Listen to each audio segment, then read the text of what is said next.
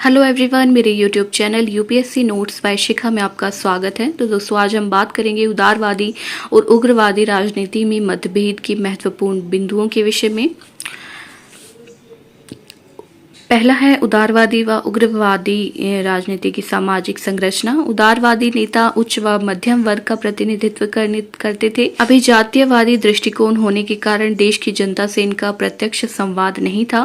वहीं उग्रवादी निम्न मध्यम वर्ग का नेतृत्व करते थे तथा इनकी दृष्टि वंचित वर्गों के उत्थान के लिए प्रयास करने की थी। राजनीतिक विरोध के साधन। उदारवादी प्रार्थना पत्र, प्रतिवेदन व अनुनय विनय द्वारा सरकार के समक्ष अपनी मांगे रखते थे, जिसे उग्रवादी राजनीतिक भिक्षावृत्ति की संज्ञा देते थे। उग्रवादी निष्क्रिय प्रतिरोध की पद्धति पर बल देते थे, जिसमें ब्रिटिश वस्तुओं का बहिष्कार, ब्रिटिश संस्थाओं का बहिष्कार आदि शामिल थे।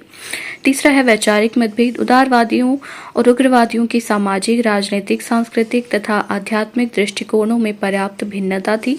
जहां उदारवादी पाश्चात्य परंपरा से प्रभावित थे, वहीं उग्रवादी ब्रिटिश संविधानवादी परंपरा में विश्वास नहीं रखते थे तथा भारतीय संस्कृति एवं परंपरा के प्रबल समर्थक थे। वे ब्रिटिश सरकार से की गई अपीलों को राष्ट्रीय अपमान की संज्ञा देते थे।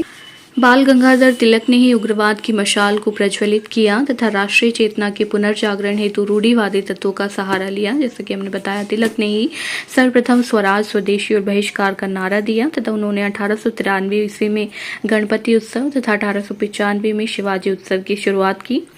चौथा है व्यक्तित्वों की टकराहट। उग्रवादी तथा उदारवादी गुटों के बीच मतभेद को बढ़ाने में यह भी एक महत्वपूर्ण कारण था। For example, G.R. आगरकर, जो पहले तिलक के शिष्य थे, आगे चलकर वो गोखला मेहता गुट में चले गए।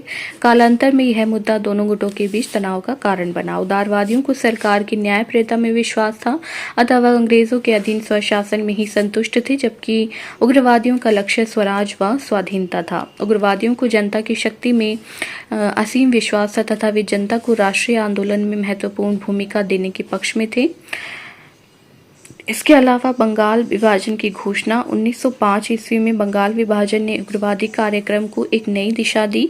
1905 ईस्वी से पूर्व कर्जन की प्रतिगामी नीतियों ने स्वदेशी आंदोलन को प्रेरित किया। उसके द्वारा चलाए गए कई अलोकप्रिय अधिनियमों से देश में एक प्रकार का असंतोष उमड़ रहा था। बंगाल विभाजन की घोषणा ने आग में घी का काम किया। उग्रवादियों व उदारवादियों के बीच बंगाल विभाजन की घोषणा के मध्य ही मतभेद उभरने लगे, जिसके परिणाम स्वरूप कांग्रेस का 1907 में सूरत अधिवेशन में विभाजन हो गया। यह मतभेद दो मुद्दों पर आधारित था। पहला, उदारवादियों का मानना था कि बंगाल विभाजन की समस्या केवल बंगाल की समस्या थी, अतः स्वदेशी आंदोलन को बंगाल तक सीमित रहना चाहिए।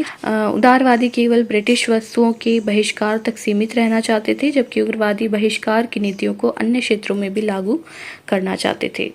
तो ये दो मुख्य मुद्दे थे जिसके कारण उदारवादी और उग्रवादियों में मतभेद हुआ और इसकी परिणति जो थी वो सूरत अधिवेशन में 1907 में कांग्रेस के विभाजन के रूप में सामने आई। तो दोस्तों, अगर आपको हमारी वीडियो पसंद आई तो हमारे चैनल को सब्सक्राइब करें और बेल आइकन का बटन दबाएं।